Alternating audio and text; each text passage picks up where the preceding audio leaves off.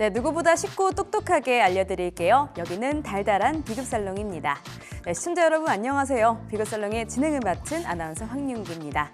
자, 오늘은 다시 돌아온 한 주의 중반 수요일입니다. 우리 수요일의 비급살롱에서는 사업하시는 분들을 위한 정보들로 채워가고 있죠. 오늘도 굉장히 좋은 정보 많이 준비해 오셨다고 하니까요. 끝까지 집중해 주시고요. 참고로 저희가 방송 통해서 말씀드리는 내용은 투자 판단에 대한 조언이지 이 보험의 가치나 수익률까지는 보장해 드리지 않는다는 점 말씀드리면서 시작해 보도록 하겠습니다. 자, 그럼 오늘 돈과 인생의 비급에 대해서 전해주실 세 분의 전문가님들 모셔봤습니다. 오늘의 비급과 함께 화면 통해서 만나보시죠.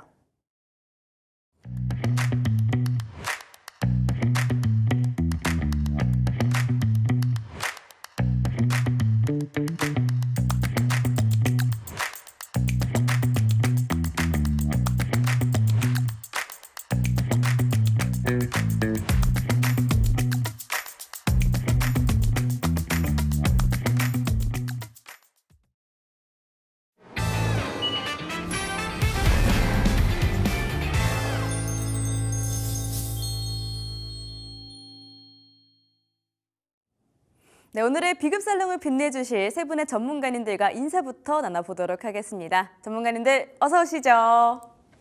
안녕하세요. 안녕하세요. 하트를 또 준비해 오셨네요. 자, 오늘도 좋은 정보 부탁드리겠습니다. 자, 그러면 본격적으로 시작해 보도록 할게요. R&D의 모든 것이라는 주제로 돌아오셨습니다. R&D 하면은 뭔가 이 가운을 입고 하얗게 연구실에서 연구를 하는 그런 것들만 생각이 나고요. 저희가 주식할 때 이 R&D에 개발한다, 투자를 한다 이야기만 들려도 뭔가 마음이 들썩들썩 하잖아요. R&D의 모든 것이라 어떤 내용도 준비해 오셨을지 한번 또 여쭤보도록 하겠습니다. 이세호 전문가님 본격적으로 한번 시작해 주시죠. 알겠습니다.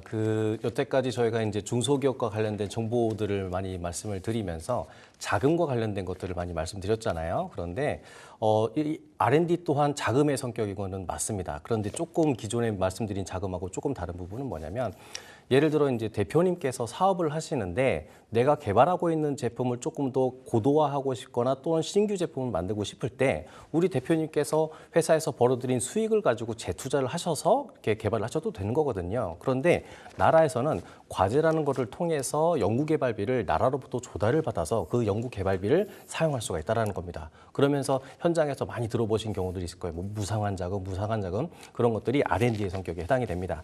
그리고 아까 MC님께서 말씀하셨듯이 뭔가 막 그 박사분들이 계시고 막 하얀 가운 입고 뭐 이런 느낌? 물론 그런 경우도 있기는 한데요. 쉽게 생각하시면은 우리 주변에 볼 수 있는 예를 들어 이제 베이커리를 예를 들자면은 베이커리에서 어떤 레시피를 개발하기 위해서 연구 전담 부서를 만들고 이걸 통해서 과제를 수행을 한다. 이것 또한 R&D가 될 수 있기 때문에 우리 주변에서 정말 쉽게 볼 수가 있습니다. 자, 그래서 다음 표를 한번 제가 보시면서 R&D에 대해서 한 3가지 정도로 이제 개념에 대해서 살짝 좀 말씀을 드리게 되면 그 R&D 같은 경우는 이제 과학기술 및 산업의 발전의 핵심 요소인 거죠, 당연히. 그리고 중소기업은 R&D 전략을 통해서 시장 변화에 유연하게 대응을 할 수가 있습니다. 자, 그래서 단계를 기초연구, 응용연구, 개발연구 이렇게 3단계로 총 나눠서 하게 되는데요. 맨 처음에 보시게 되는 이제 기초연구에 관련된 것은 이 자연현상 등에 대한 새로운 지식의 발견이기도 합니다. 목적은 이론적인 기반을 마련하게 되는 건데 사실은 중소기업 관련성과 좀 비교를 하자면은 상대적으로 관련성은 좀 낮다라고 좀 볼 수가 있습니다. 자, 그 다음에 이미 개발된 것들을 응용해서 고도화하는 이런 연구들이 있거든요. 그래서 기초연구의 성과를 실용적으로 적용하는 데 목적이 있고 응용 연구에 관련돼서는 이 중소기업과 관련성이 상당히 많다라고 좀 볼 수가 있습니다.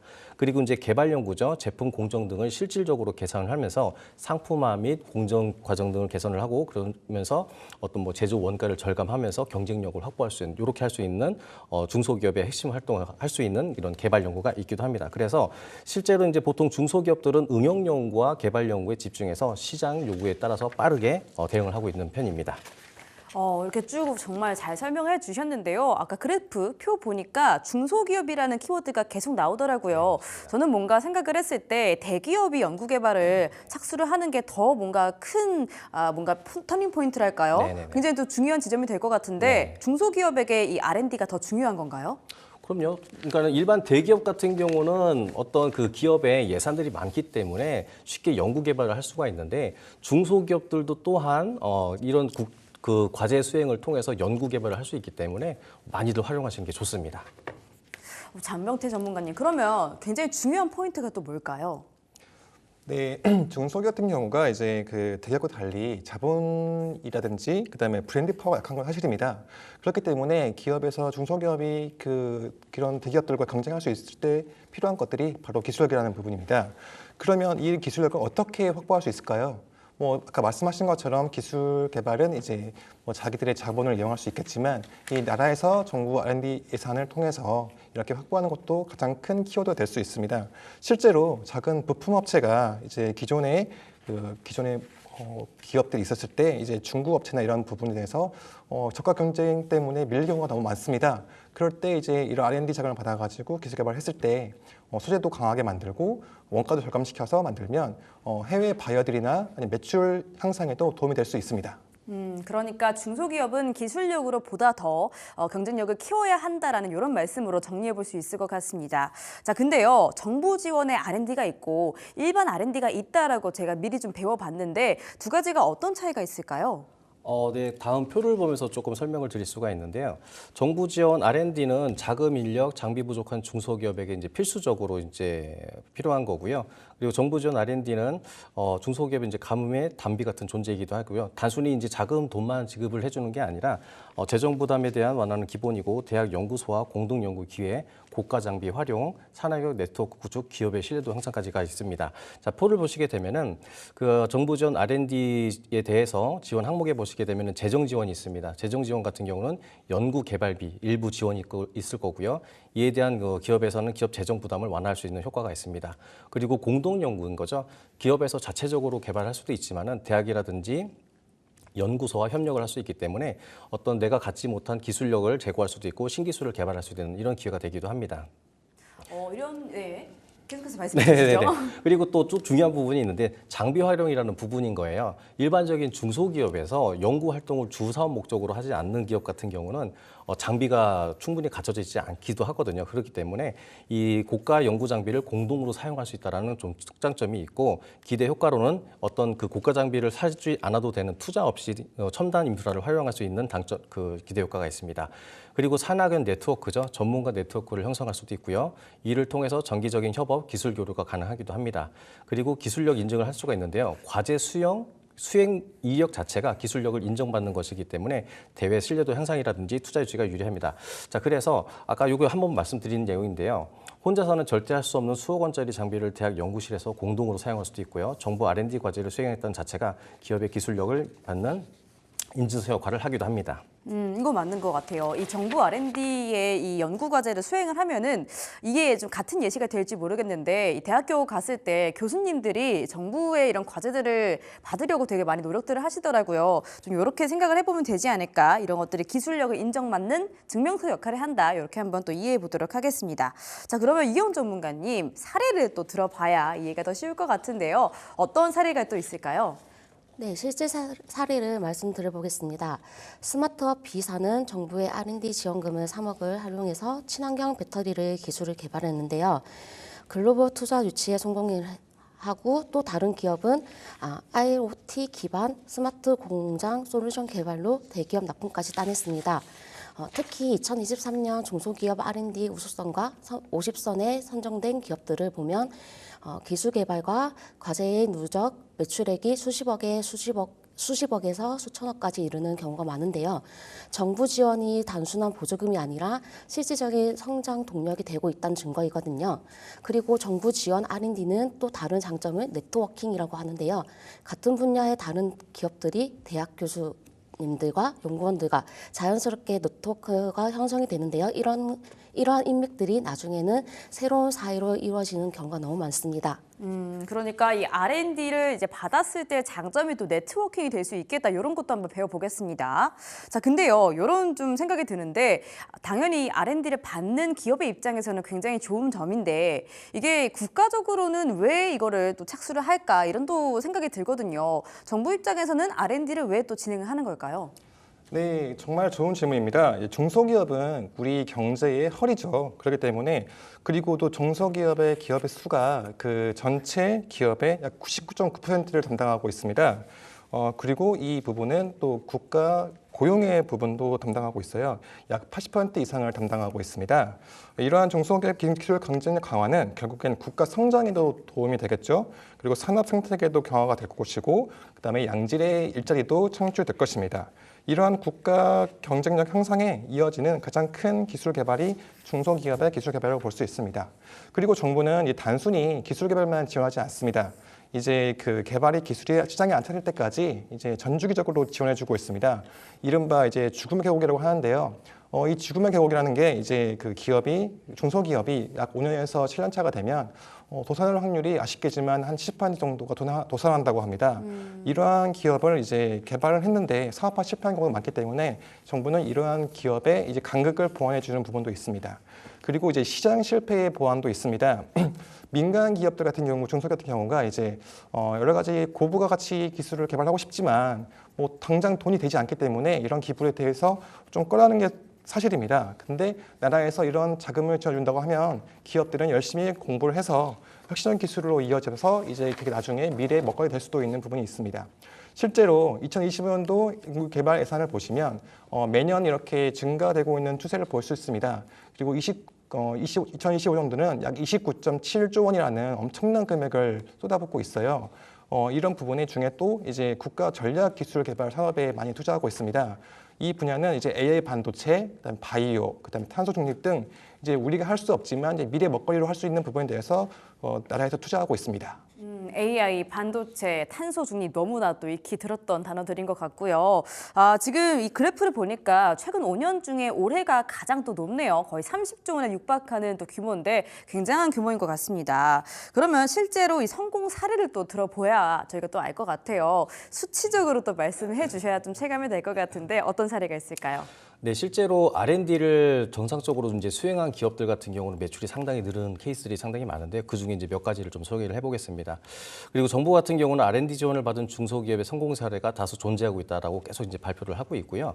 단계를 보시게 되면은 기술 개발을 하고 이 R&D를 통해서 기술 개발을 한 것을 사업화하고 이 사업화된 게 매출 성장으로 이어지게 되면서 산업 생태계 확산에 많은 도움을 주고 있고요.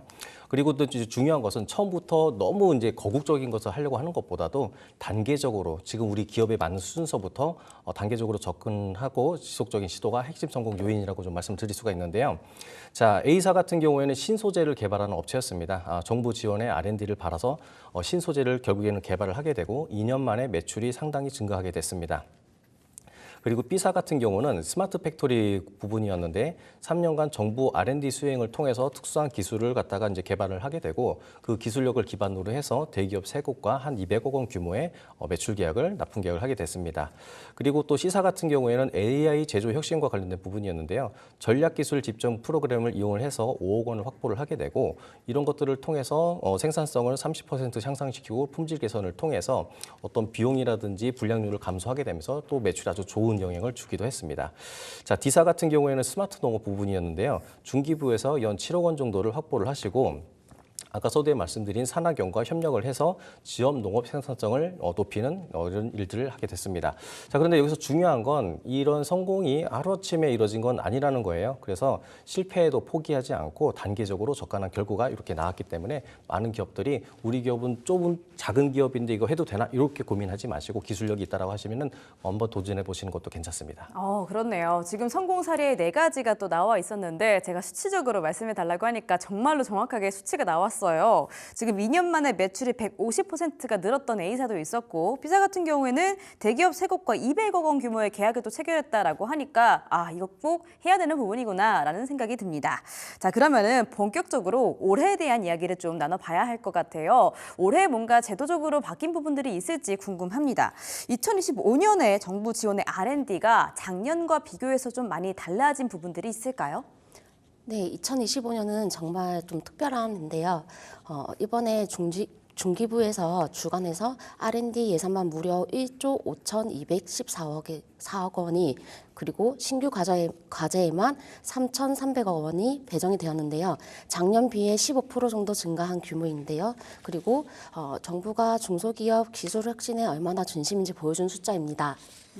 숫자 많이 늘었네요. 15%에서 1조 5천억까지 규모가 많이 늘어났다라고 합니다. 자, 그러면 이 돈이 한 곳으로 가지 않을 텐데 배분이 좀 어떻게 되어 있는지 궁금하거든요. 네, 그 R&D 예산의 가장 큰 포인트가 이제 그 도전과 혁신 그리고 네트워크 효율화형이라고 나와 있습니다. 도전 혁신이라는 것들은 이제 신시장을 개척하는데 그 주로 사업이 있고요. 약 1,223억 정도가 배정되어 있습니다. 그 네트워크라는 것들은 이제 우리 혼자 할 수 없기 때문에 산학과 그다음에 학연 그다음에 연구소 이렇게 엮어서 할 수 있는 네트워크형 R&D가 약 386억 정도가 배정되어 있습니다. 그리고 이제 그 조금 더 R&D를 고도화시킬 수 있는 방법을 위해서 효율화형 R&D에 약 848억 정도가 배정이 되어 있습니다. 방향성 세 가지가 지금 제시가 되어 있네요. 가장 큰 부분이 도전 그리고 혁신형 R&D입니다. 이게 규모가 또 1,200억 원이 넘는다라고 설명해 주셨어요. 뭔가 좀 어떤 쪽에 방점을 두는지 알 것 같기는 한데 그래서 올해의 좀 핵심 트렌드가 정확히 어떤 걸까요? 네, 그 2025년도는 이제 도전적이고 혁신적인 R&D가 이제 키워드입니다. 12대 국가 전략 기술 개발 사업이 AI 반도체, 그다음 바이오, 탄소 중립이라고 말씀드렸죠. 이런 부분에 대규모 투자가 이루어지고 있습니다. 이런 부분에 대해서 지금 말씀드린 것처럼 이제 창업 성장 기술 개발 전략 지원 사업 같은 경우에 약 그 40% 이상 예산이 배정되어 있고요. 그다음에 이제 그 인증형, 그다음에 실증 달성형 R&D라는 부분이 있습니다. 이 부분은 결국에는 2025년도에 신설됐지만 이제 전문가가 검증을 하는 구조입니다. R&D만 열심히 해서 끝나는 경우도 많기 때문에 이게 사업화되고 인증을 통해서 이제 어느 정도의 성장 향상을 확인할 수 있는 부분이 있습니다. 그리고 이제 시장 수요 기반의 공동 개발 사업을 하기 위해서 이제 공동 효과형, 기술 이전형 R&D 사업이 있습니다. 이런 부분은 이제 고도화라는 부분이 좀 있습니다. 우리가 과제를 하면서 이거를 이제 그 연구소에서 개발했지만 사업화 시킬 때 필요한 부분에 R&D로 이렇게 지원하고 있는 상황입니다. 그리고 이제 글로벌이라는 부분이 좀 많이 확산되고 있습니다. 우리 혼자 할 수 없지만 이제 해외 파트너와 함께 움직였을 때 이제 글로벌로 하는 부분을 이제 강조하게 되는데요. 이러한 부분은 금액도 크고 이제 해외 파트너와 이제 조인할 수 있기 때문에 기술의 성장성을 엄청 높일 수 있는 분야입니다. 핵심 트렌드가 또 자세하게 또 나와 있었습니다. 자, 그러면요. 정부 부처별로 또 굉장히 많잖아요. 만약에 이 부처별로 사업들이 있다면 어떻게 또 사업들이 나눠져 있는지 한번 설명해 주실 수 있을까요? 네, 부처별로 특색이 많이 뚜렷한데요. 이번에 중기부가 가장 규모가 큽니다. 그리고 창업 성장 기술 개발 사업이랑 중소기업 기술 혁신 개발 사업이랑 신학년 콜라보 사업이랑 구매 조건부 신개발 사업이 있으며 특히 창업 기업으로부터 성장 기업까지 단계별로 맞춤 지원이 가장 강점이 있습니다. 산업통상자원부는 소재 부품 기술 개발, 산업 핵심 기술 개발에 집중을 하고 있고요. 제조업이 강국인 우리나라의 핵심 경력을 키우는 분야입니다. 가기부는 이번에 ICT, AI, 그다음에 데이터 등 디지털 원천 기술 분야를 담당으로 하고 있는데요. 4차 산업혁명의 핵심 기술들이죠. 그 외에도 환경부의 환경기술, 농림부의 농식품 기술, 그리고 국토부의 건설 교통 기술들을 각 부처별로 특화된 R&D 지원이 있고요. 지원 방식도 다양해졌는데요. 자유공모는 기업이 원하는 기술을 자유롭게 제안하는 방식이고 지정공모는 정부가 필요하다고 판단한 분야를 지정해서 지원하는 방식입니다. 기업 규모, 기술 분야, 성장 단계별로 세밀하게 맞춤형으로 프로그램이 설정되어 있습니다. 부처가 또 상당히 많네요. 우리가 익히 들어왔던 부처가 거의 다 나온 것 같습니다. 중소벤처기업부, 과학기술정보통신부, 그리고 환경부, 국토교통부까지 다양하게 또 지원을 해주고 있는데 말씀 중에 지원 방식이 또 다양해지셨다라고 말씀해 주셨잖아요. 그래서 구체적인 지원 조건이 뭔가 있을 것 같거든요. 각각 부처마다 얼마씩 받을 수가 있을지 그리고 조건은 어떻게 되는지 이것도 한번 설명해 주실 수 있을까요? 네, 그럼요. 네. R&D 지원 규모를 이제 요약을 해보면요. 지원 금액 규모는 이제 과제당 이제 수천만 원에서부터 이제 수십억까지 있기도 하는데 보통 이제 중소기업들 같은 경우 또는 이제 예비 창업 패키지, 초기 창업 패키지에서 수천만 원부터 시작하는 경우들이 많습니다. 자, 그래서 과제당 수천만 원에서 수십억 까지 이제 지원을 할 수가 있고요. 그리고 또 이제 시장 대응형 같은 경우는 최대 2년 동안에 5억까지 R&D 자금을 조달받으실 수가 있고, 시장 확대형 같은 경우는 최대 3년간 6억 원의 자금을 조달을 받을 수가 있습니다. 지원 비율을 보시게 되면은 요거 참 궁금해하실 수도 있는데요. 총 연구 개발비의 50%에서 80% 그리고 기업 규모 또는 분야별로 차등한다라고 되어 있는데, 지원 비율은 말 그대로 총 사업비 중에 나라에서 연구 개발비를 몇 퍼센트 충당해준다, 지원을 해준다, 이런 의미로 해석하시면 될 것 같습니다. 자, 지원 기간은 단기가 있고요, 3년 미만 중기가 있고요, 3년 이상 장기로 좀 구분을 하고 있습니다. 그리고 아까 위에 이제 지원 비율을 말씀드린 이제 기업 부담금인 거죠. 그래서 이 연구개발 자금의 총 비용의 최소 한 25%는 자부담으로 해야 되는 부분이 있기도 합니다. 그러니까는 연구개발비를 100% 나라에서 지원받아서 하면 너무나도 좋기는 한데, 그렇게 되면은 방만하게 어떤 기술 개발을 할 수가 있다 보니 나라에서 어느 정도 기업에 대해서 좀 제대로 좀 해라, 또는 어떤 페널티 같은 의미, 그러니까는 그런 의미에서 자부담을 꼭 의무화하고 있습니다. 그래서 자부담 최종의 비율은 25% 정도가 되는데요. 현금 또는 현물로 부담을 좀 하고 있습니다. 자, 그리고 올해부터는 이제 후불형 과제 인증, 실증 달성형 과제 등 새로운 방식 등이 많이 이제 도입이 됐는데요. 성공 후에 지원금 일부를 지급하는 방식이죠. 이 정부 입장에서는 성과를 보장받을 수 있고, 기업 입장에서는 부담을 줄일 수가 있기 때문에 서로 좋은 윈윈이라고 볼 수가 좀 있습니다. 자, 그리고 단순히 어떤 연구 개발비만 주는 게 아니고요. 티파, 테크노파코, 창조경제혁신센터 등에서 컨설팅, 멘토링, 네트워킹까지 이제 풀 패키지로 지원하기 때문에 이러한 부가 서비스 가치만 하더라도 뭐 수백, 수천만 원 정도 가치가 되는 거기 때문에 이런 프로그램들 같이 이용하시면 너무 좋으실 것 같습니다. 과제당 또 다르고 지원 기간도 지금 3개로 나눠져 있습니다. 굉장히 또 구체적인 부분들이 많네요.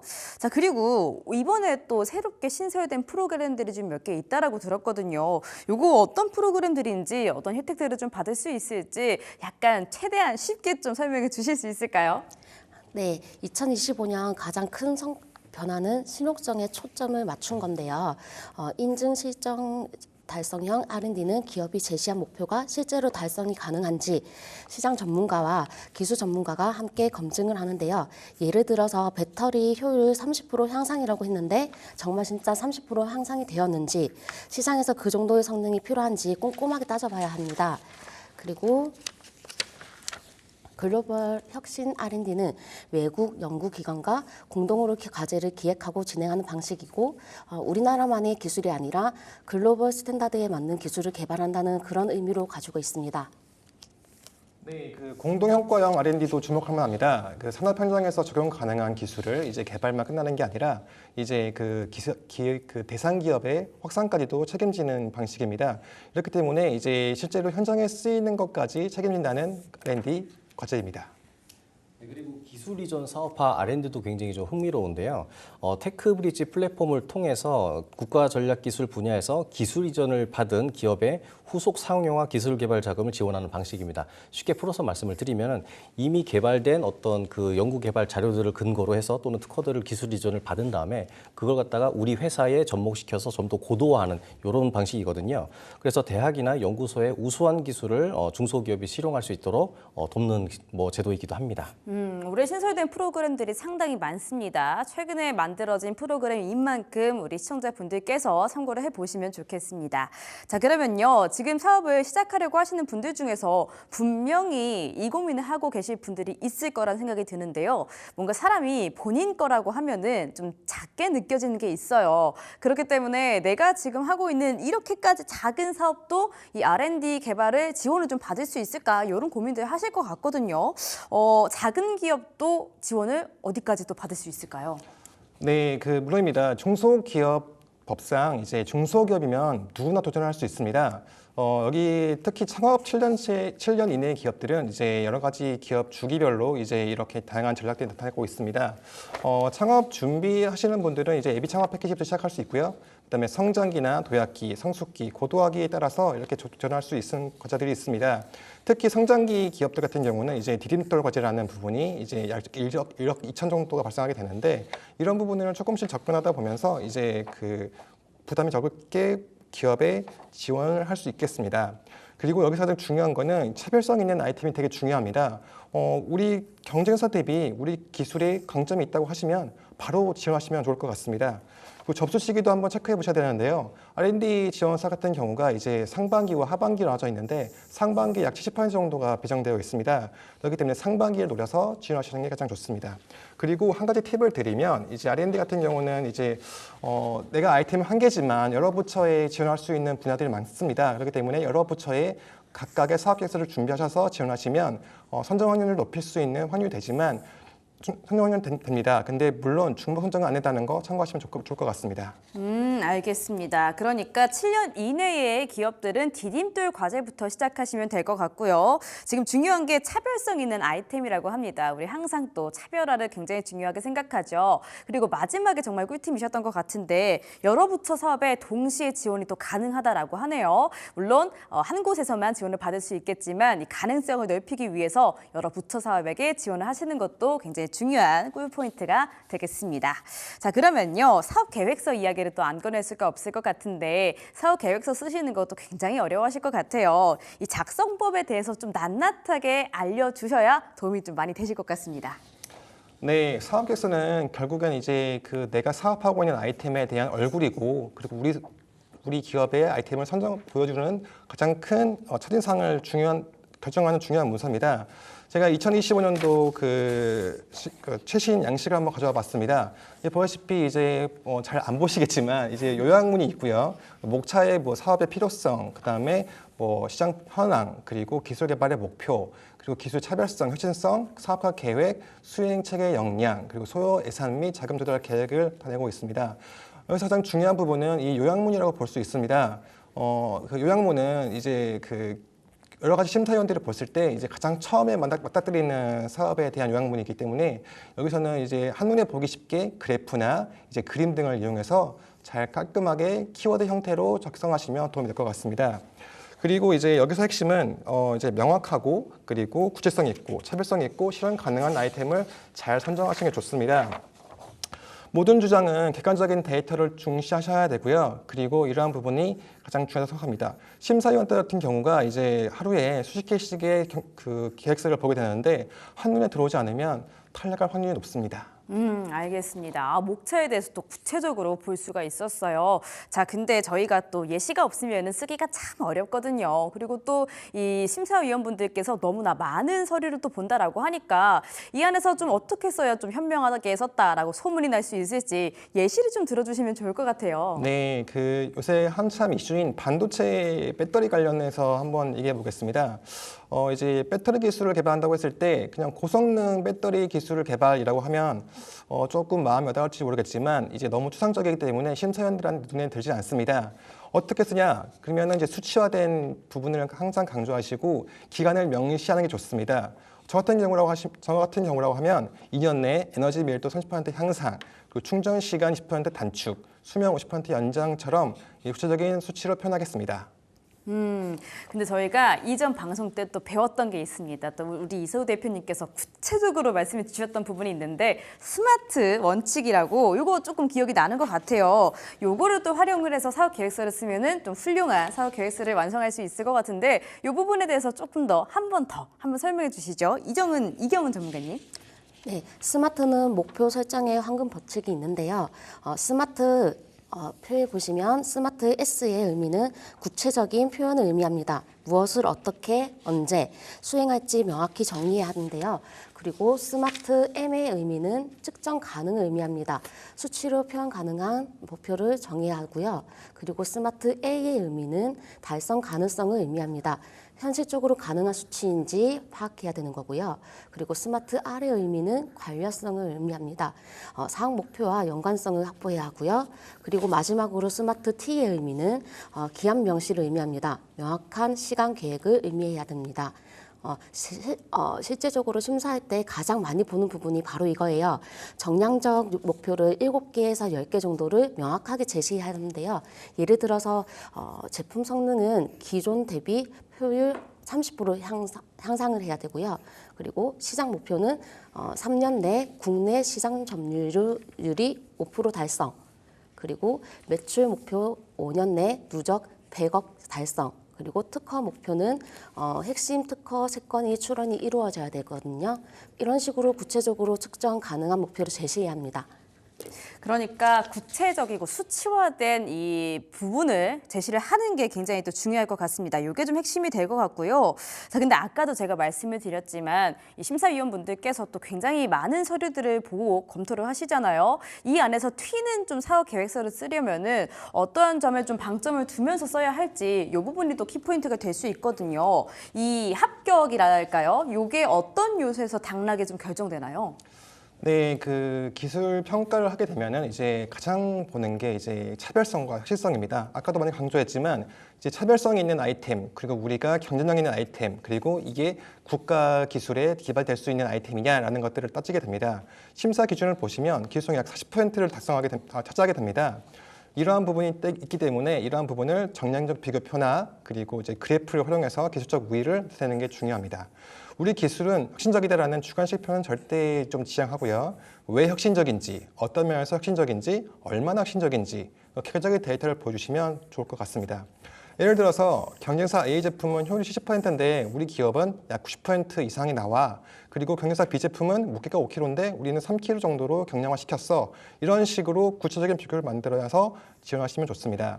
그리고 이제 IP, 특허 관련 지식재산권도 중요합니다. 기존의 특허 분석을 통해서 어떻게 우리가 기술을 갖고 있는지, 우리가 개발할 기술이 특허가 가능성이 있을지, 그리고 만약에 특허 가능성이 있다면 기존에 있는 특허를 어떻게 회피해 설계하실지, 이런 구체적인 것들을 제시해야 됩니다. 기술을 개발해도 결국엔 이 특허 분쟁이나 이런 거 휘말리면 사업화가 되지 않습니다.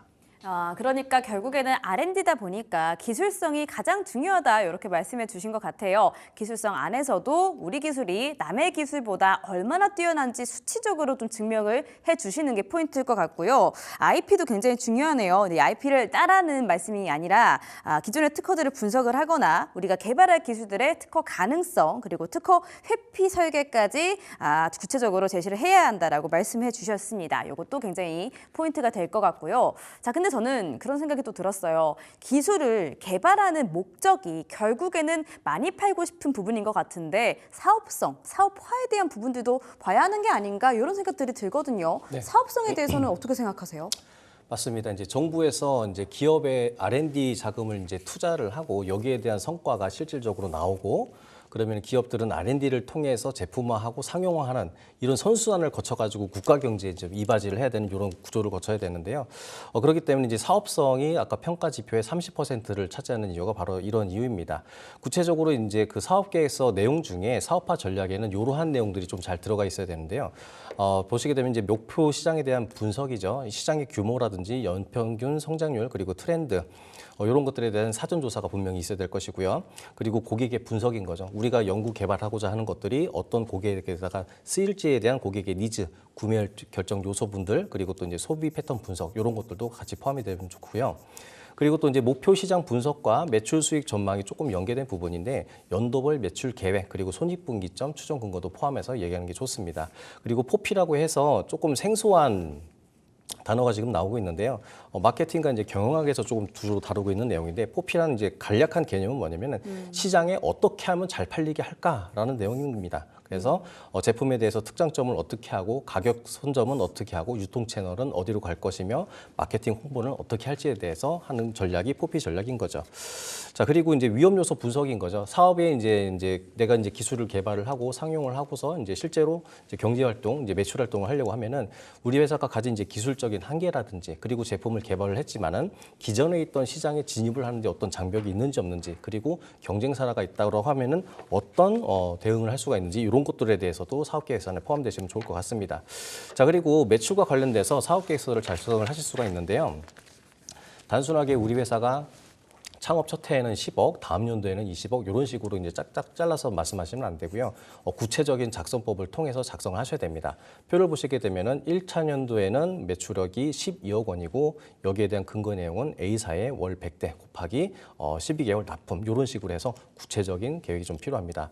2년차 35억 원 그리고 또 이제 B사 추가되고 뭐 C사도 추가가 되고 그리고 3년 차에는 50억 원인데 D사와의 신규 계약 그리고 기존 고객 확대 이런 식으로 구체적으로 좀 작성하시는 게 좋습니다. 아까도 말씀드렸지만 단순 수치 나열하는 것은 그렇게 좋지는 않고요. 반드시 구체적인 납품 수량과 고객사 기반으로 작성하시는 게 좋습니다. 그리고 제가 어저께 실제로 그 경기도 광주에 있는 어떤 모 기업을 방문을 해서 이제 상담한 사례가 있는데 기존의 R&D와 관련돼서 한번 부결이 된 사례가 있기도 합니다. 그런데 사업계획서 내용 보니까 너무 잘 만들어진 거예요. 그런데 이분이 이미 개발한 제품을 어떤 회사에다가 납품한 이력이 있었거든요. 그래서 이런 것들도 증빙을 하시냐라고 말씀하시니까 이런 부분 누락됐다라고 말씀을 하시더라고요. 이런 부분들이 조금 아쉽기도 합니다. 그래서 설득력 있는 증빙 자료가 있는데 구매 의향서라든지 MOU라든지 납품계약서라든지 이런 게 있다라고 하면은 가점 요인이 해당되기 때문에 이런 부분들 잘 챙기시면 좋겠습니다. 저 지금 마케팅 수업 들은 줄 알았어요. 저 약간 팀플했던 기억이 막 새록새록 납니다. 그러니까 결국에는 같은 이야기인 것 같아요. 기술력도 마찬가지고 사업성도 마찬가지고 우리가 그냥 다만 우리 기술 좋아요 아니면 우리 잘 팔릴 거예요 이렇게 말씀드리는 게 아니라 얼마나 수치적으로 분석을 좀 하고 얼마나 좀 나은지 이렇게 비교 분석하는 수치가 있어야 한다. 이게 또 쟁점이게 됐습니다. 자 그러면요. 지금 기술성 40%, 상업성 30% 이런 말씀들을 해주셨는데 여기 안에 구체적으로 좀 구성된 항목들이 있을 것 같거든요. 이것도 뭔가 뭉뚱그려서 말씀을 들은 것 같아서 구체적인 이 배점 항목이나 심사표 같은 것들이 좀 제시가 되어 있을까요? 네, 그 정부 지원 사업의 R&D 지원 사업을 보시면 이제 평가 기준을 명확하게 아시는 게 정말 중요합니다. 이렇게 왜 이런 것들 중요하냐고 말씀드리면 기술성과 사업성만 가지고 또 있지만 이렇게 보시면 이제 기술 개발 역량 그리고 파급 효과 이런 거 챙기지 않으면 결국엔 60점 정도밖에 받지 못하는 경우가 발생하게 됩니다. 그래서 여기 보시는 것 같이 기술성, 사업성, 기술 개발 역량, 파급 효과, 자금 집행 계획 등 여러 가지 모든 분야에 다 준비를 하셔야지만 정부 이 100점이라는 부분을 받아갈 수 있습니다. 한 개씩 짚어보도록 하겠습니다. 기술성 40% 중요합니다. 창의적이고 그다음에 도전적인 제품을 갖고 있느냐 그리고 차별성이 얼마만큼 있느냐의 부분에 가장 큰 배점이 좀 들어가 있죠. 그리고 이제 기술 개발 방법에 대해서 어떻게 하고 있냐 너희들 열심히 했지만 이걸 진짜 열심히 구체적 있게 만들었어? 그냥 허무맹랑한 얘기가 아니야? 라는 부분에 대해서 항상 적정성 있게 이런 기간이라든지 방법에 대해서 논의를 해야 됩니다. 그리고 아까 말씀드렸다시피 이제 기술 개발 보호에 대한 부분도 좀 많이 강조되고 있습니다. 내부에서 우리 최근에 중국의 이제 그 반도체 기업에서 이제 특허나 이런 것들을 회피해서 중국 넘어간 사례들이 많습니다. 이런 부분이 요새 강화되고 있어요. 그래서 이렇기 때문에 내부 보안 관리 체계, 그리고 기술 보호의 계획, 지주재산권의 확보, 그다음에 회피 전략을 잘 작성하는 게 중요합니다. 그리고 이 사업성도 빼지지 않습니다. 이거 어떻게 제품을 만들었으면 뭐 할 거야? 이제 팔아야 되는데 이제 어떻게 양산할 것이며 그다음 판로 개척을 어떻게 하는 거에 대한 구체성에 대한 부분을 명확하게 제시해야 됩니다. 그리고 그 기업 생산성과 지명성도 체크해야 됩니다. 기업이 열심히 만들었지만 우리 회사가 부도 수준의 위기가 있어라는 부분이 있을 때 이런 부분은 선정률이 좀 낮아질 수밖에 없습니다. 그리고 제가 좀 강조하는 부분이 좀 있습니다. 여기에 기술 개발 역량입니다. 기업을 아무리 아이템이 좋고 사업성이 좋지만 기술 개발할 수 있는 사람이 없다고 하면 연구소가 없다고 하면 이것들이 정부 지원사 받을 수 있을까요? 저는 조금 안 된다고 보고 있습니다. 그래서 이게 점수 배점은 낮지만 가장 중요하다고 저는 판단되고 있어요. 그리고 이제 파급 효과라고 해서 R&D는 결국엔 이제 국가 경제에 이바지를 해야 되고 기술적 진보를 일으켜야 되는 부분이 좀 있습니다. 이런 부분도 체크하고 있으니까 항상 우리 기술이 나라에 도움이 될 수 있는 기술인지 아닌지에 대한 판단도 중요하다고 생각합니다. 네. 그리고 마지막으로 이제 우리가 예산을 잘 짜야 되는데 또 내가 그 종이를 만들고 있는데 뭐 컴퓨터에 대한 비용을 쓰겠다 하는 부분이 있으면 정말 안 되겠죠. 배점은 낮지만 이런 부분도 항상 관리하고 있다는 거 중요합니다. 네, 여기서 또 이제 한 가지 추가적으로 좀 말씀드리고 싶은 부분이 있는데요. 아까 뭐 지도사님께서 잘 말씀해 주셨고, 그리고 각 항목별로 강점 사항은 최대한 부각하시는 게 좋습니다. 근데 만약에 이제 우리 회사에 약점이 있을 수도 있잖아요. 그랬을 때 약점을 회피하는 것은 좋지는 않고요. 우리 회사가 약점을 보유하고 있다라고 하면 어떻게 보완할 할 것에 대한 대안을 제시하는 게 사실 상당히 중요합니다. 그리고 또 그 우리 회사가 신생기업이라고 할 경우에는 결산된 재무 자료가 없기 때문에 과거 실적이 부족하다면 핵심 인력의 경력이나 외부 전문가 활용 계획을 첨부하는 것도 도움이 될 수가 있습니다. 그게 진짜 핵심이었던 것 같아요. 그 심사위원분들이 궁금한 점을 미리 좀 예측을 해서 답변을 드리는 그런 것들이 20고득점 전략이라는 생각이 좀 듭니다. 자, 그러면 또 궁금해지는 게 있는데 이 심사가 1차로 끝나지가 않잖아요. 뭐 여러 가지의 이 단계가 있을 것 같아요. 대면 심사도 있고 서류 심사도 있고. 자, 그러면 이 두 가지가 평가 방식도 뭔가 이 준비 방법도 굉장히 또 상이하게 다를 것 같은데 이러한 준비 방법들은 좀 어떤 것들이 있을까요? 자, 일단은 심사가 굉장히 중요하죠. 그중에 이제 서면 심사를 좀 1차로 하게 되는데 서면 심사에서 너무 텍스트로만 가득 채워놓고서 이제 사업 계획서를 제출하시게 되면은 심사역들도 한 기업만 우리 기업만 확인을 하는 게 아니기 때문에 일일이 다 확인을 해보고 이해하려고 하는 것이 물리적으로 시간적으로 가능하지가 않습니다. 그렇기 때문에 적절하게 서면 심사 같은 경우에는 어떤 그래픽이라든지 시각화할 수 있는 자료들을 최대한 활용해서 한눈에 어떤 설득할 수 있는 그런 메시지를 주는 것도 굉장히 중요합니다. 자, 그래서 이제 서면 심사부터 좀 말씀을 드리면은 핵심 포인트는 문서의 완성도입니다. 그래서 구체적인 팁을 말씀을 드리게 되면 도표라든지 아까 말씀드린 그래프, 이미지를 적극 활용하시는 게 좋고요. 당연히 이제 오탈자라든지 문법 오류는 좋지 않습니다. 그리고 객관적인 데이터와 근거를 풍부하게 제시하는 것도 좋습니다. 그리고 사업계획서에서는 논리적인 흐름과 구조를 일관성 있게 유지하는 것도 중요합니다. 예를 들어 이거 얘기했다가 저거 얘기했다가 뭐 다음 아이템은 뭐다가 이런 식으로 가는 것은 어떤 심사 판단하는데 혼돈이 올 수 있기 때문에 좋지가 않습니다. 그리고 또 이제 대면 평가할 때는요, 핵심 포인트가 발표력 하고 소통 부분이거든요. 그랬을 때 구체적인 팁을 좀 말씀을 드리면 간결하고 핵심만 담은 PPT가 중요합니다. PPT 안에서 뭐 너무 많은 내용들을 담으시려고 하면은 우리 발표하시는 입장에서도 말을 스텝이 꼬인다라든지 말실수를 할 수가 있기 때문에 최대한 간결하고 핵심만 담은 PPT를 준비해 주시는 게 좋고요. 아까 우리 그 아나운서님께서도 말씀을 해주셨지만 예상 질문 리스트를 미리 준비하시고 하는 것이 굉장히 좋습니다. 인터뷰를 하시다 보고 발표를 하시다 보면은 예상치 못한 돌발 질문들을 받으실 수가 있거든요. 그때 당황하지 않고 편하게 말씀할 수 있게끔 예상 질문 리스트도 항상 준비하시는 것이 좋습니다. 그리고 내가 이제 R&D를 통해서 개발하고자 하는 것들이 있다라면 제품화된 것이 있다라고 하면은 뭐 시제품이라든지 데모 시연 이렇게 하시게 되면은 신뢰도 부분에 있어서 조금 더 가점을 받을 수 있기 때문에 좋고요. 솔직하고 구체적인 답변 그리고 이제 확신 있는 태도와 열정으로 표현하실 때 대면 평가에서 좋은 평가를 좀 받으실 수가 있을 것 같습니다. 뭔가 면접의 꿀팁을 좀 듣는 느낌이었어요. PPT의 꿀팁. 알겠습니다. 어쨌든 객관적으로 실현 가능성을 구체적으로 제시를 해라가 오늘 비급에도 굉장히 쟁점이 되는 듯합니다. 자, 그러면 이제 정말 실전에 쓸 수 있는 노하우들, 비급들을 좀 알아보고 싶은데 우리 대표님들이 준비하실 때 꼭 알아야 할 이 R&D의 특급 노하우들이 있을까요?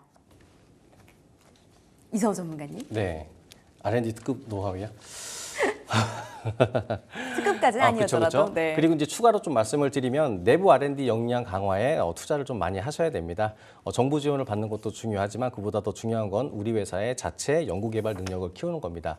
예를 들어 이거죠. 우리 회사가 이제 R&D를 하려고 하는데 어떤 신청을 했는데 R&D를 받고자 하는 기업이 최소한 연구전담부서는 설치가 되어 있어야 되는데 그게 없는 상태에서 R&D를 한다? 뭔가 좀 모순된 부분이 있어 보이죠.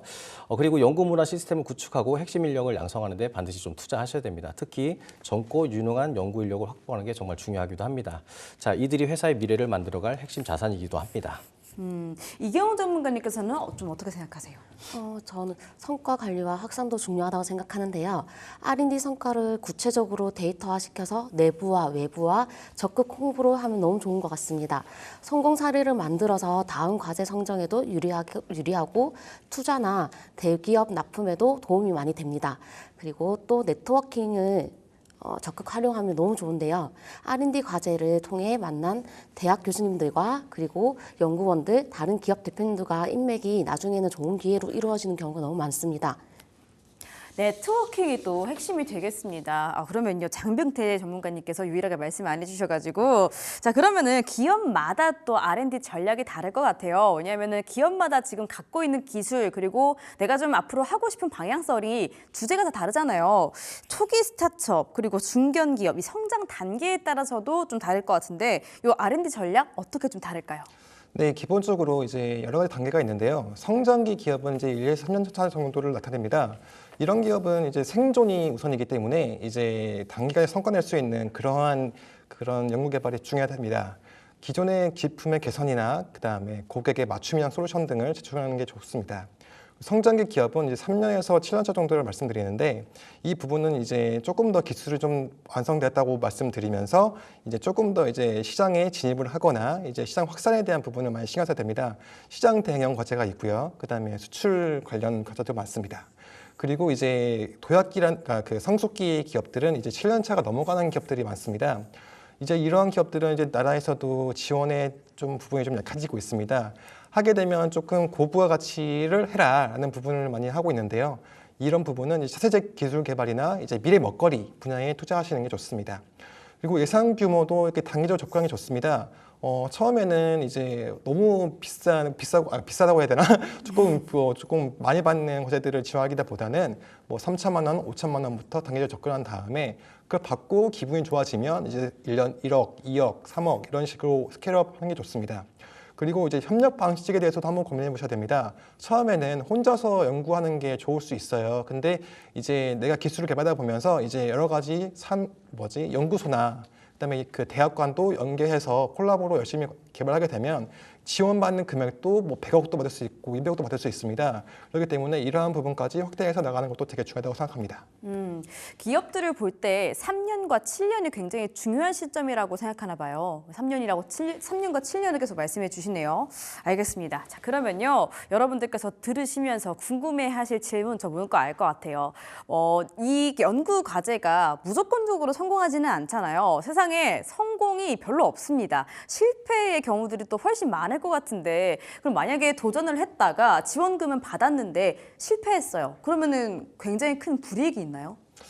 네, 불이익은 따로 없습니다. 이제 R&D 관련 사업을 보시면 경쟁률이 되게 치열합니다. 아까도 이서우 전문가님 말씀해 주신 것처럼 이 성격은 약간 무상 지원금 형태로 움직이기 때문에 모든 기업들이 이제 많이 지원하게 됩니다. 기술력이 조금만 있다고 하면은 많이 도전하게 되는데 그렇다고 해서 100% 성공이 된다고 보장이 되는 게 아니기 때문에 되게 중요하게 체크해야 될 부분이 방금 말씀하신 부분입니다.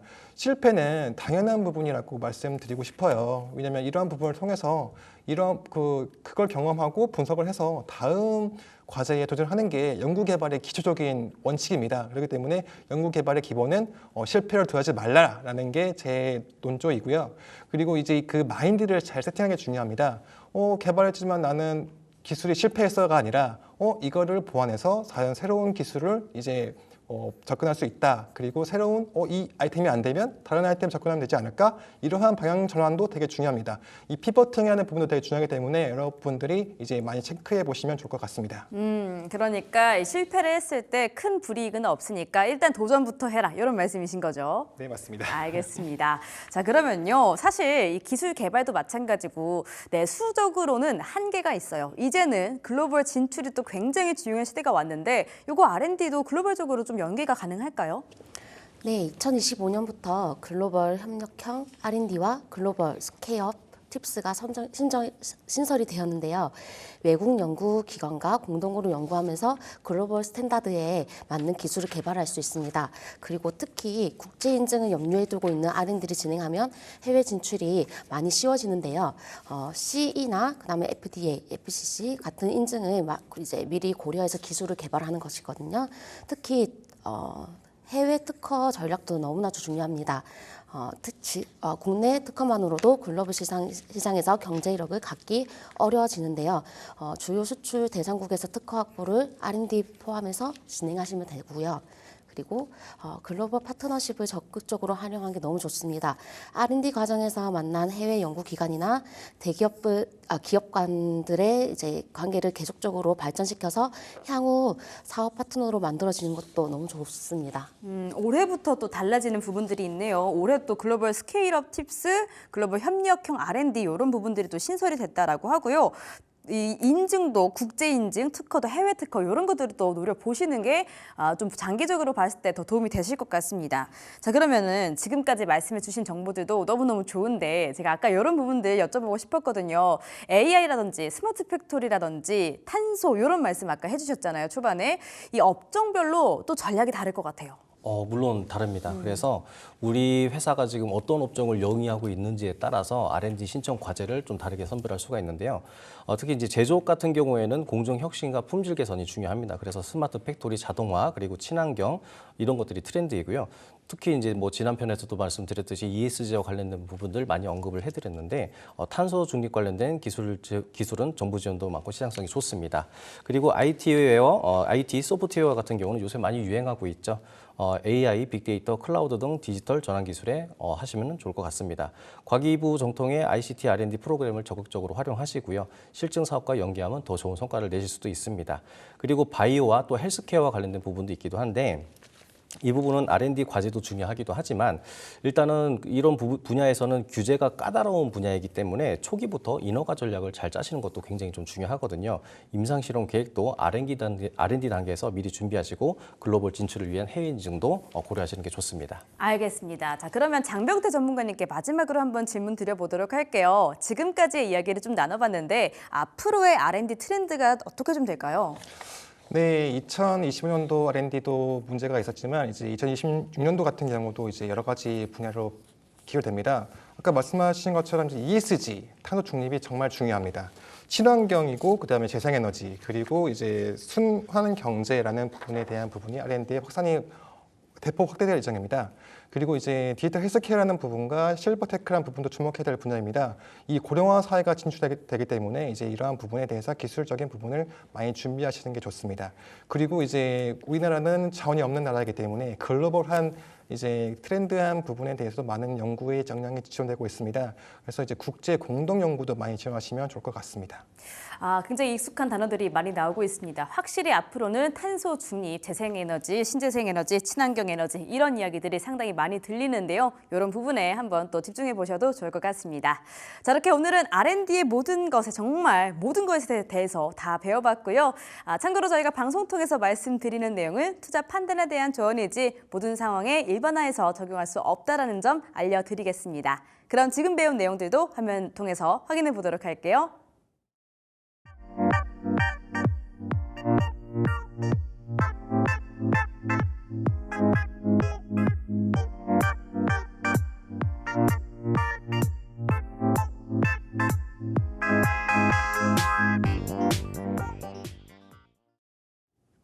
네, 이렇게 오늘은 R&D에 대해서 배워봤습니다. 오늘 좋은 말씀 나눠주신 세 분의 전문가님들 말씀 감사했습니다. 감사했습니다. 하트 안 해주시네요. 알겠습니다. 자, 비교살롱 여기서 마쳐보도록 하겠습니다. 참고로 저희가 방송 통해서 말씀드리는 내용은 투자 판단에 대한 조언이지 모든 상황에 일반화해서 적용할 수 없다는 점 다시 한번 말씀드리도록 할게요. 자, 그럼 저희는 내일 저녁 6시에 다시 한번 돌아오도록 하겠습니다. 지금까지 시청해주신 여러분들 고맙습니다.